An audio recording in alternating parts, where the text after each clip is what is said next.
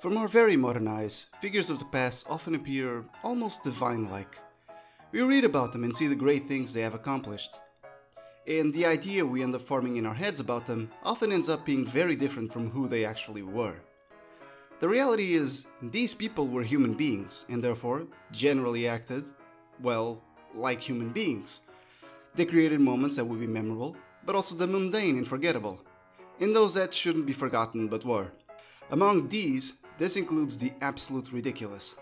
This is 10 funny stories from ancient Rome. But before we begin, most of you people watching aren't subscribed. So, if you like what you see, consider subscribing. It's just a little click and you can always change your mind. Now, let's get this going. Number 10. Augustus' skewed priorities. Emperor Augustus ruled Rome for over 40 years.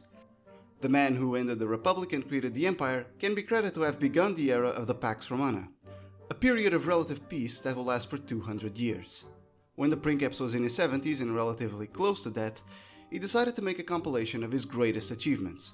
Among these, he included many of the battles he won, as well as the public works he had built, but he also recalls a spectacle he commissioned where gladiators mimicked sea battles with real boats on real water taken out from the Tiber. What's odd is that Augustus didn't put every victory or every work he commissioned in this compilation, but still remembered to put a mere spectacle such as this one in the list of his greatest achievements. Now sure, I may have won victories in every corner of the empire, but that spectacle with boats, dude, remember that? That was awesome. Number 9. The Sacred Chickens. The Romans weren't exactly known for their seafaring, but the First Punic War forced them to try out the whole naval shtick. Naturally, this war is filled with examples of the Romans making a mess of things out at sea. One such of these examples was in the Battle of Drepana in 249 BCE. The Romans had built up a fleet, and its commander, Publius Claudius Pulcher, was confident it would be large enough to fight a nearby Carthaginian fleet in Drepana. All it was left was to see if the omens were favorable. The Romans did this by having a bunch of chickens on board who would be given food. If they ate, it meant the auspices were favorable, and if they did not, they weren't. On this occasion, the chickens refused to eat. Claudius Pulcher had no patience for such ridiculous superstitions, however, saying, "If they do not eat, let them drink." He ordered the chickens to be thrown overboard and went ahead with the battle he wanted. The Battle of Drepana ended up being a major disaster for Rome, as the fleet commanded by Claudius Pulcher was effectively destroyed. Always listen to the sacred chickens. Number 8. Pay the rent. Hannibal was one of Rome's greatest enemies. When the Second Punic War started, Hannibal marched through the Alps and then imposed on the Romans no less than 3 humiliating defeats. The last of these was the Battle of Cannae, where Hannibal's forces destroyed a Roman army of over 80,000 men. After such an overwhelming victory, Hannibal believed Rome no longer had any will to fight, and so sought to end the war and initiate terms with the Romans. The Roman answer was astonishing. Not only was Rome unwilling to negotiate even the ransom of its captured soldiers, not only was Rome uninterested in peace, Rome actually responded demanding Hannibal pay rent over the land he was currently occupying. Number 7. Dear me, I think I must be turning into a god. Emperor Vespasian was known for being a bit of a jokester. He was the one to come up with the saying "money doesn't stink" after instituting a tax on the urine collectors. His best joke, however, came when he was about to die. As he was at death's door due to, of all things, diarrhea, knowing full well the Senate deified any emperor they like upon his death, Vespasian uttered, "Dear me, I think I must be turning into a god," as his last words, which was fitting to the megalomania of an emperor and the disposition of Vespasian. Just as he prophesied, the Senate did deify him shortly after his death.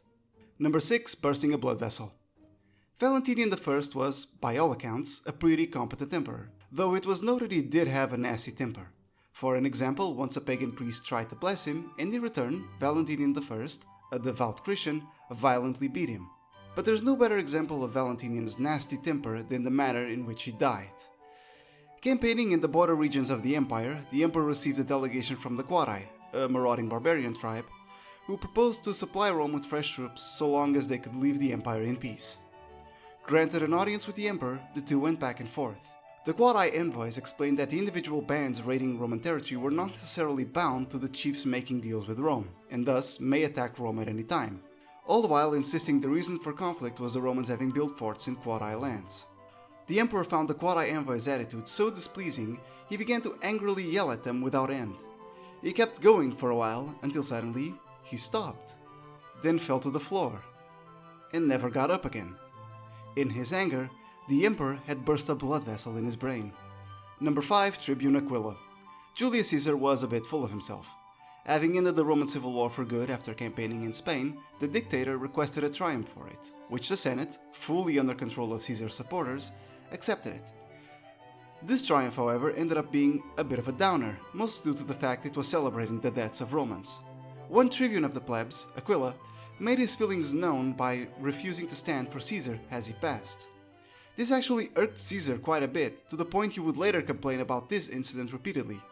He would order some mundane task before bitterly proclaiming, "Better see if Tribune Aquila approves of this." That's right, a minor tribune of the plebs made Caesar, arguably the most powerful man in the world at the time, throw a tantrum for days.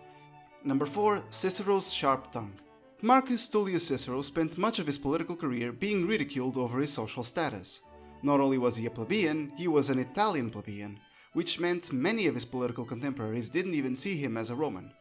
That being said, this is Cicero we're talking about, and you best be careful how you go about ridiculing him, else it might bite you back. One such case occurred. A patrician once asked him, "Who is your father?" in order to remind Cicero of his lowly status. Cicero's response, "In your case, your mother made that question very difficult to answer."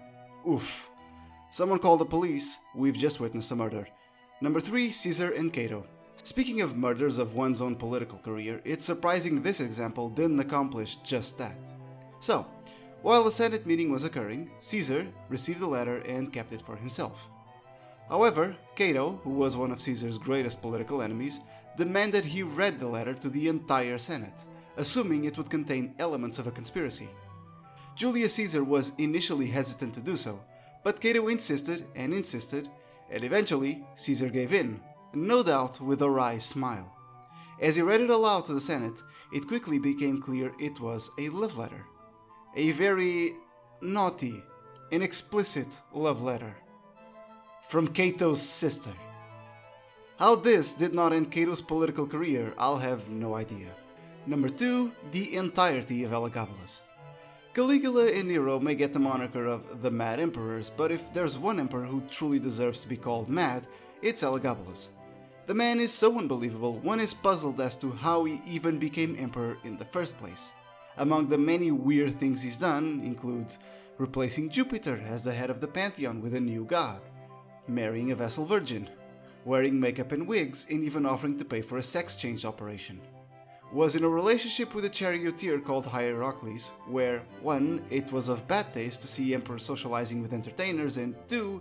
It was a bad taste for a man, even more so the emperor, being the passive partner. He would also dress as a woman and prostitute himself in taverns, brothels, and even the imperial palace. Surprise, surprise, he was murdered after 3 years. But it is unquestionable he was memorable. And number 1, the Claudius scandal. The Roman Republic was full of scandals, but no Roman political figure may be more infamous in acquiring public scandals than Claudius. Born a patrician to the Claudi family, Claudius purposely allowed himself to be made a plebeian and adopted the name Claudius. The entire procedure was already a scandal, and Claudius himself was involved in many more, but out of all of these, there's one that is the Claudius scandal. A religious ceremony was occurring in the home of the Pontifex Maximus, which also happened to be Julius Caesar. This ceremony was women exclusive, to the point where even Caesar, Rome's highest religious authority, wasn't even in his own house. Claudius decided to dress up as a woman to get himself involved, possibly to seduce Caesar's wife.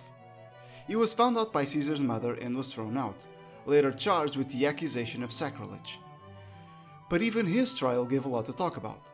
Caesar chose to divorce his wife and then testified in favor of Claudius. When asked about the affair, Caesar believed nothing happened between Claudius and his wife, justifying his divorce by saying Caesar's wife must be above suspicion. But there's more to it. Many prominent politicians testified in favor of Claudius. His defense was saying he wasn't even in Rome at the time the ceremony took place, and many important politicians attested to it. The only exception was Cicero, who, when called to testify, casually said he saw Claudius in Rome that very day. The two became bitter political enemies after this. Clodius very obviously was guilty of what he was accused of, but was acquitted of the charge.